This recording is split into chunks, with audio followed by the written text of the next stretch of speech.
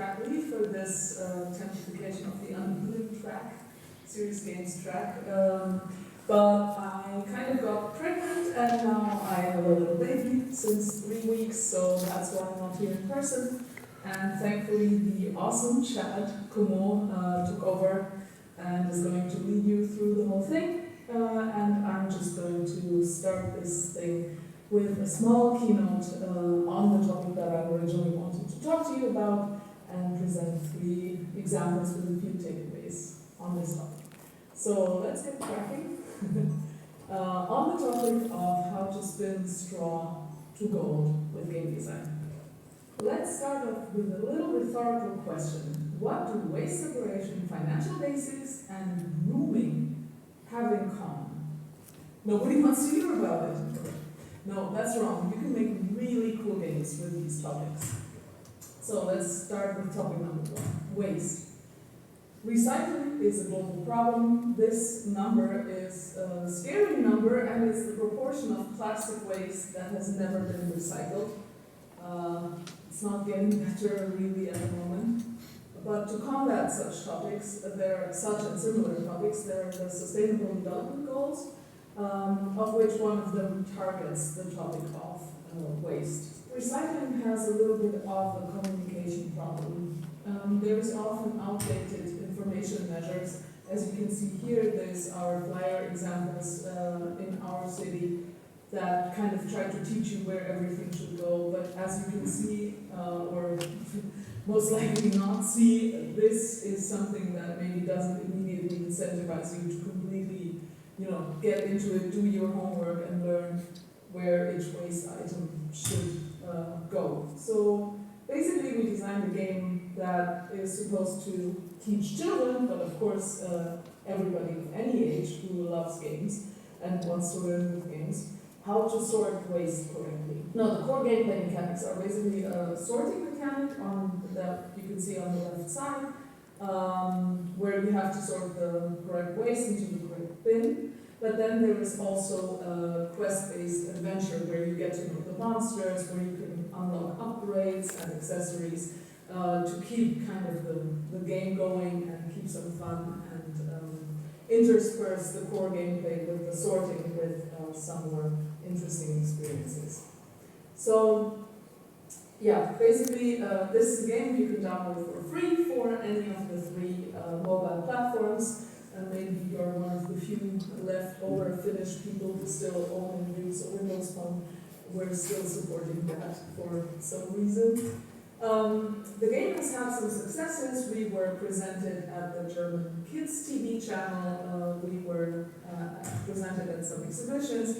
We got a certificate for being an excellent serious game, which is a very German thing, this certificate. It's from a super conservative, over 100-year-old institution that provides such things. Also, people enjoy the game, which is very nice and basically proves that you can teach a topic like waste sorting and have people enjoy it. And one of the takeaways that we learned is that what really works with the game are the memorable characters. So we specifically use character design to transport the message of what happens to the stuff. For example, BioBlur is designed as a composting facility so that you can learn that methane gas comes out of the head, and then the compost comes out of where human compost comes out of as well. And of course, you can imagine that this type of humor goes very well with children. Then also, what works very well with the game is that the learning happens through a combination of repetition and lookup. So basically, after you play a game, the game asks you if you want to repeat the wave if you didn't do it perfectly. Which, if you do it, you get rewarded. And this, of course, enhances your learning effect, but also we have a lookup element like a trash dex, inspired by the Pokédex from the rather famous game Pokemon, where you could look up each waste item, see where it belongs and why especially. And the combination of those two works really well because repetition, of course, is the oldest form of learning, but also understanding why things are the way they are help you to memorize those. Okay, let's go to the second topic. ¿Quiere parar? ¿Quiere parar? ¿Se puede parar? So, risk assessment is a topic that, well, not so many people are intrinsically interested in, but if you want to start it. Sí, si lo paras un momento, si queréis, voy a traducir brevemente cuál ha sido este primer tema, ¿vale? Para que nos enteremos todos.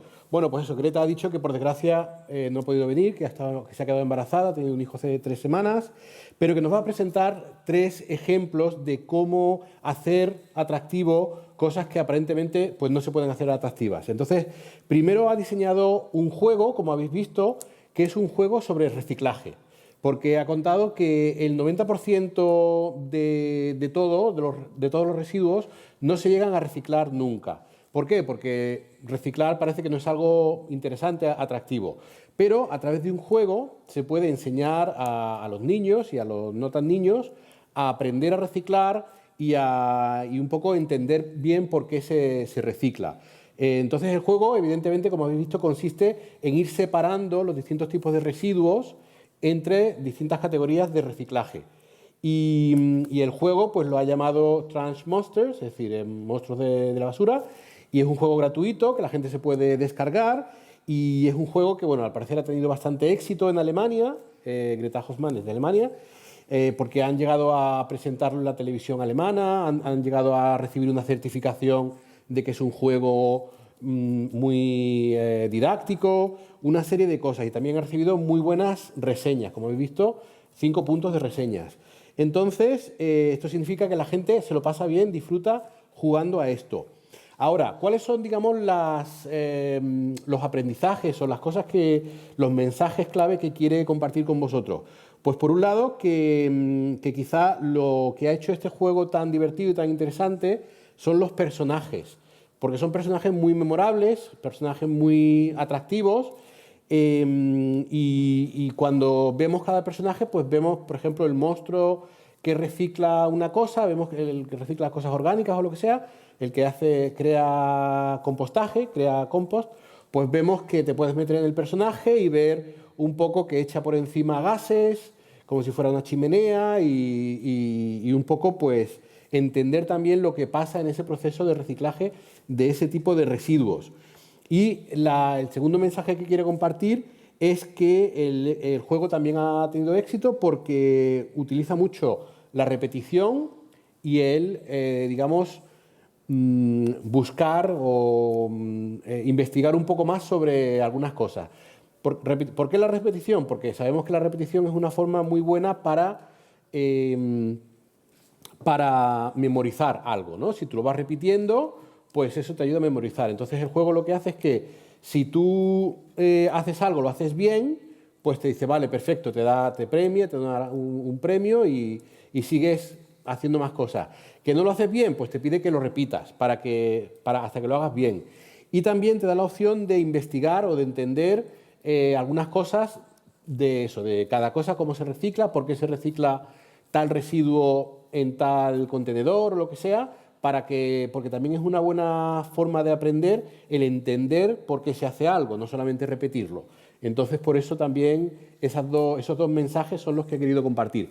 Y ahora está compartiendo otro juego distinto que es sobre evaluación de riesgo. Entonces vamos a ver sobre evaluación de riesgo y así pues luego lo interpretamos. It is mandatory, at least in Germany, but possibly in your country as well, to assess the risk preference. This is meant to protect people so that when their money is being invested for them, that it's not invested in a way where then people are unhappy with the results later on. But it's not so easy to really understand the risk preference of a person. So it's kind of assessed via a questionnaire.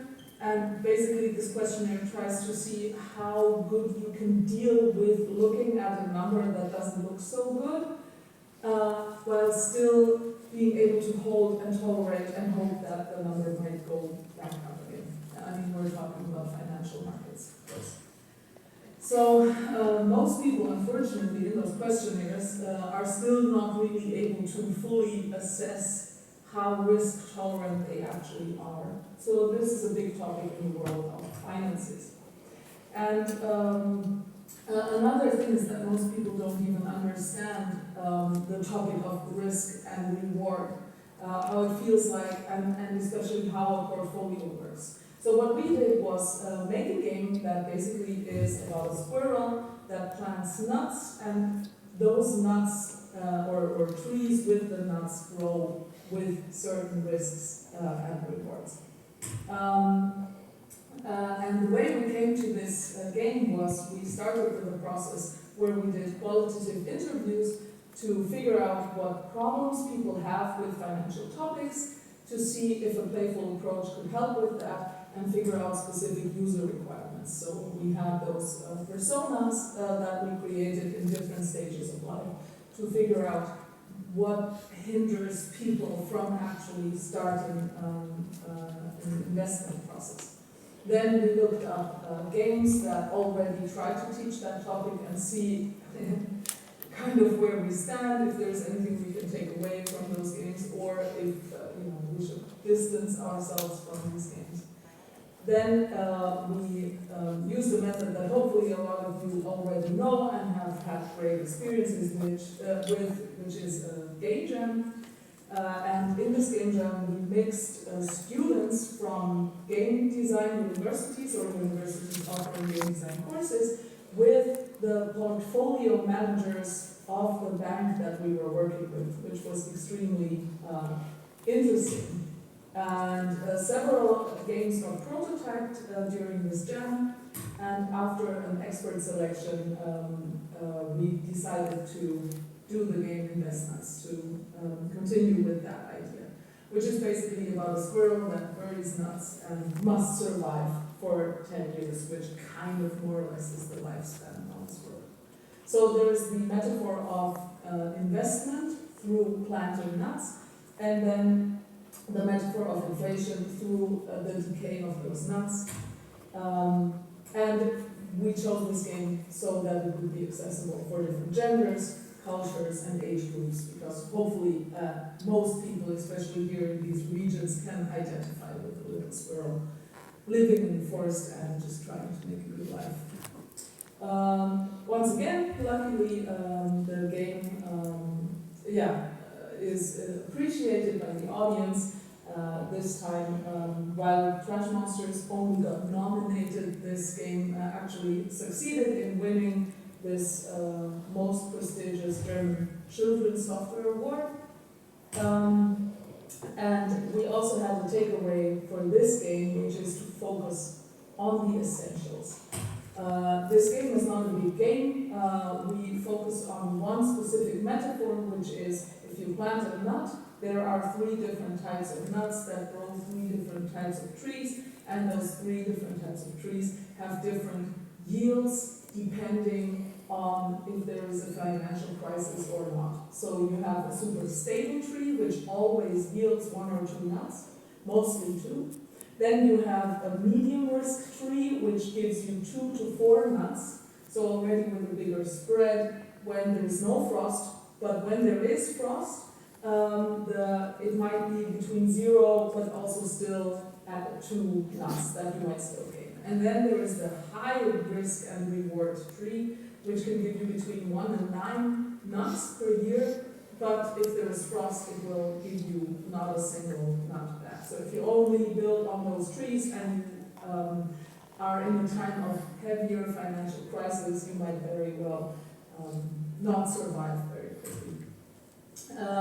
So this is the core gameplay, and then we used badges with additional goals as a long play incentive, and that's it. Those are the only 2 things that make up the game, but still it results in a 2 to 4 hour gameplay experience if you really try to achieve all these badges and additional game goals, and hopefully intuitively afterwards you kind of have a better feeling of how you should build up your portfolio with which kind of percentages of higher risk and lower risk to optimize your outcome after 10 years of investment, without ever having to think about the word like yield or reward or investment. Okay, let's get to topic. Vale, entonces este segundo juego, como hemos dicho, va sobre cómo hacer atractivo, cómo hacer que la gente entienda lo que es la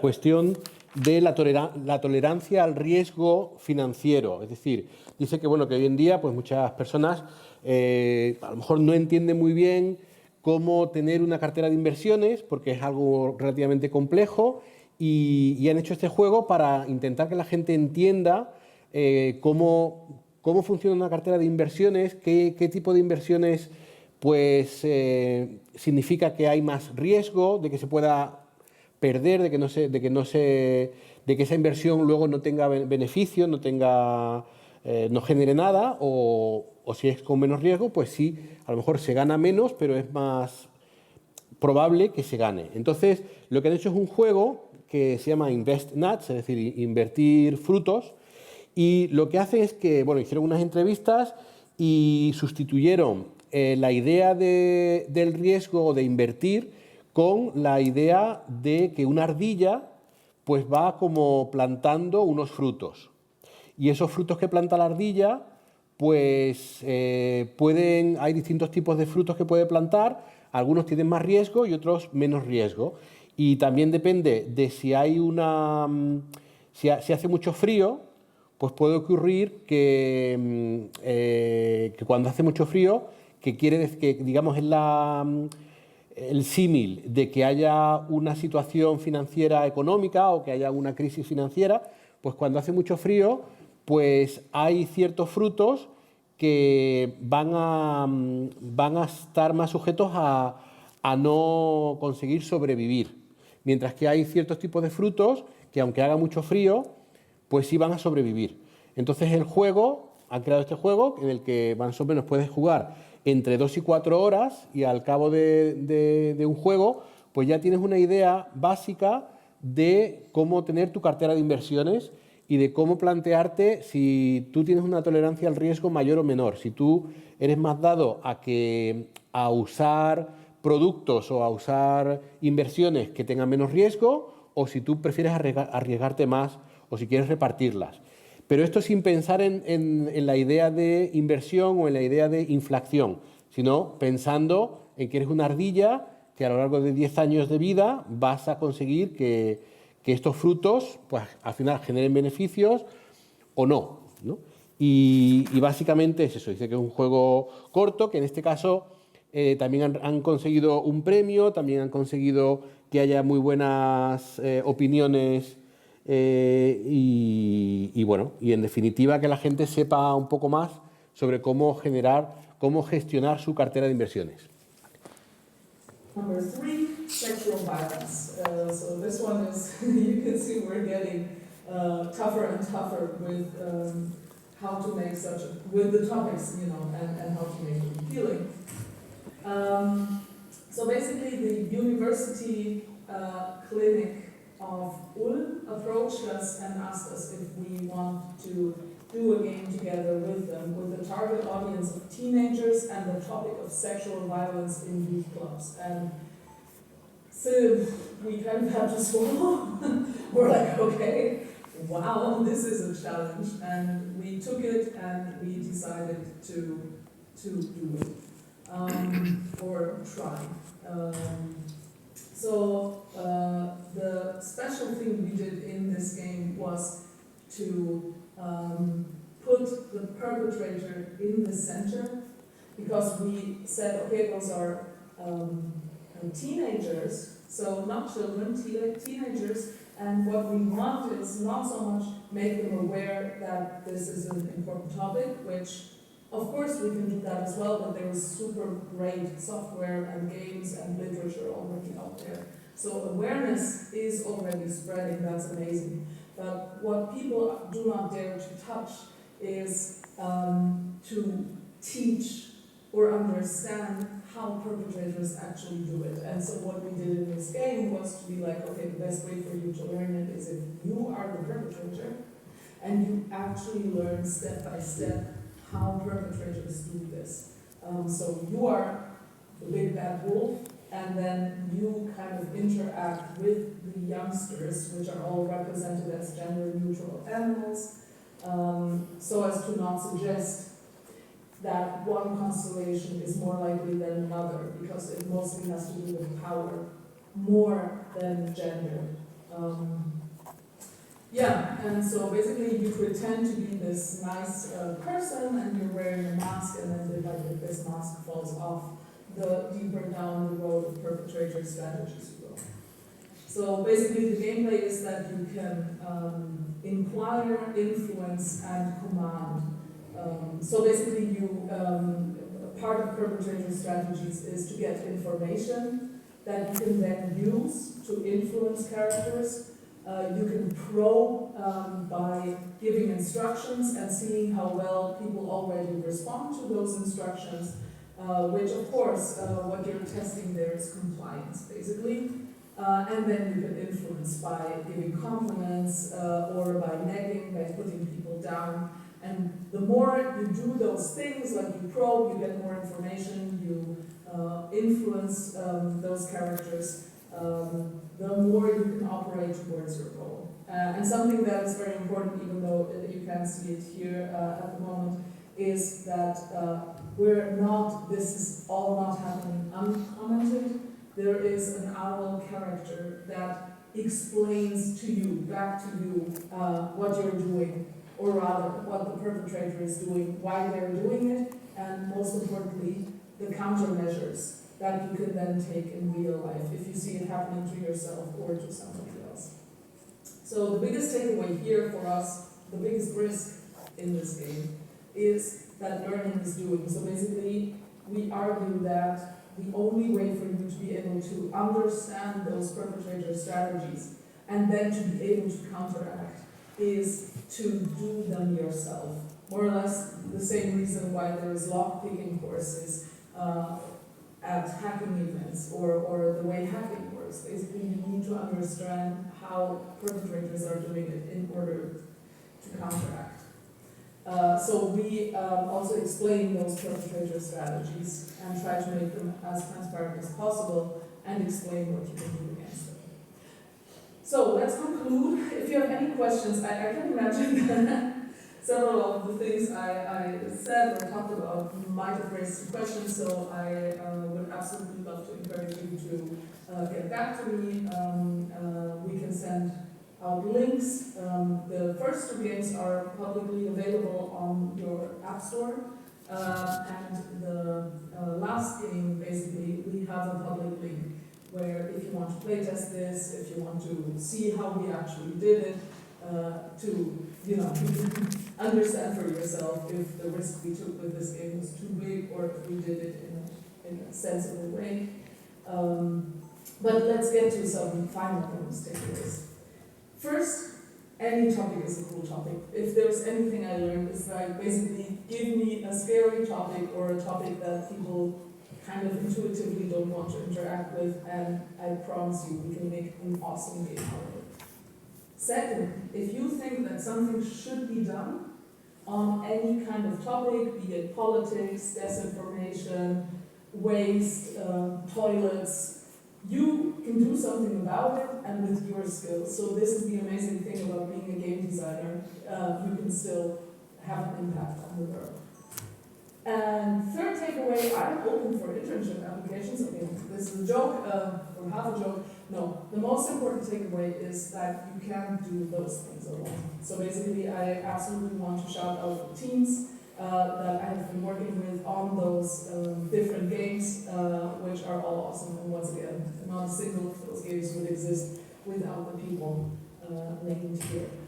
And that is it from me, so thank you very much, and I hope you have lots of fun and success in developing your own games, and of course I wish you a super happy and interesting and enriching conference, and would absolutely be looking forward to get in contact with you, even though and especially because I can't be there in person. So I'm giving it back to Chad, and thank you very much for your attention, and I hope you have a great day. See ya. Thank you, Greta. I give it to Alberto. Vale, pues entonces vamos. El tercer juego del que he hablado, como habéis visto, es un juego sobre violencia sexual.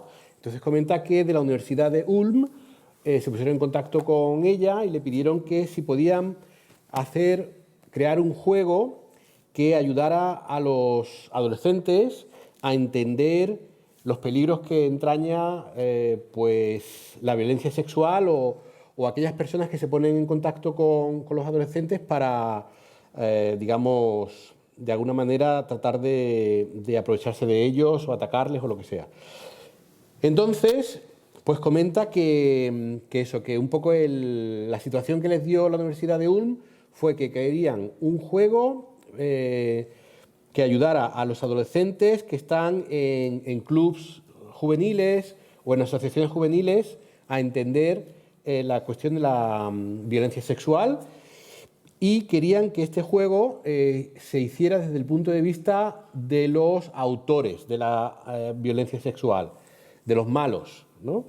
Porque bueno, ya hay, bueno, es un tema evidentemente muy importante sobre los que a los adolescentes se le habla mucho, hay ya por suerte mucha concienciación sobre el tema, pero aquí la cuestión era crear un juego para entender mejor lo que ocurre desde el punto de vista del que realiza la violencia sexual, del malo.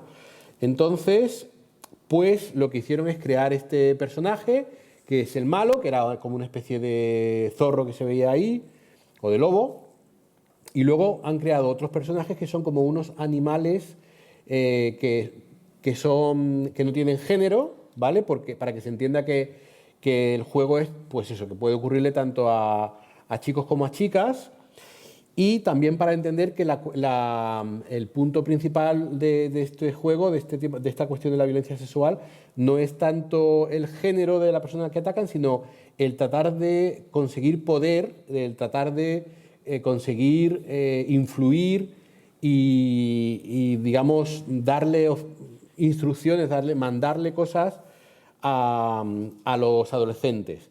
Entonces veíamos que el malo se ponía como una máscara, ponía una cara así más que no parecía que fuera tan malo, y el juego consiste en que tú haces de malo y tú tratas de influir y de recabar información sobre los animales o sobre los personajes con los que estás hablando.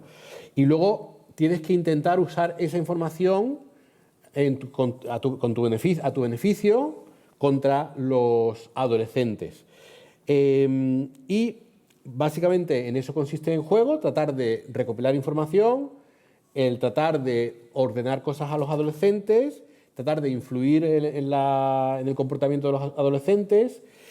Y también hay como otro personaje que te va explicando lo que está ocurriendo, para que la persona que está jugando pues entienda qué es lo que ha ocurrido, por cómo es que el malo está consiguiendo influir o mandar o recabar información de los adolescentes. Entonces, ¿y cuáles son las cosas que se pueden hacer para evitarlo? ¿Cuáles son las medidas que se pueden hacer en contra?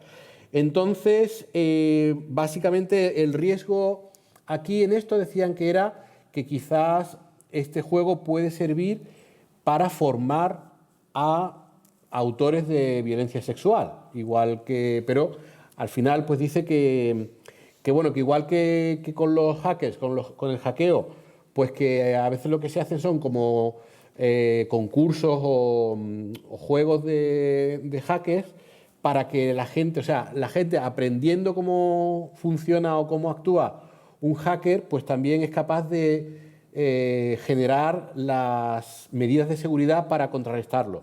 Pues aquí un poco esa es la idea también, que los adolescentes, entendiendo cómo funciona, cuál es la mentalidad del agresor, pues que ellos entiendan cómo actuar ante esos agresores. Y luego al final, pues nada, se ha despedido, ha dicho que va a enviar los enlaces a estos juegos, que los dos primeros juegos pues se pueden descargar de forma gratuita en Play Store, y que el tercero, pues ellos tienen un enlace público que pueden compartir, y luego han dicho como los tres mensajes principales que quiere compartir. Y el primer mensaje es que cualquier tema sobre el que se haga un juego puede ser un tema válido, puede ser un tema atractivo, si le damos el enfoque adecuado. El segundo mensaje que he querido compartir es que si crees que se debería hacer algo, hazlo tú. Si hay algún tema sobre el que crees que se tiene que hacer algo, hazlo tú mismo con los medios que tengas. No pienses, no, mejor, bueno, esto ya lo hará alguien. No, hazlo tú. Y el tercer mensaje es que ninguno de estos juegos se puede hacer en solitario. Siempre hay que contar con un equipo, siempre está abierta a colaborar, a crear un equipo de trabajo para hacer cualquier otro juego, porque estos 3 juegos se han hecho gracias al equipo que están detrás. Y ya luego le doy la palabra a Chad.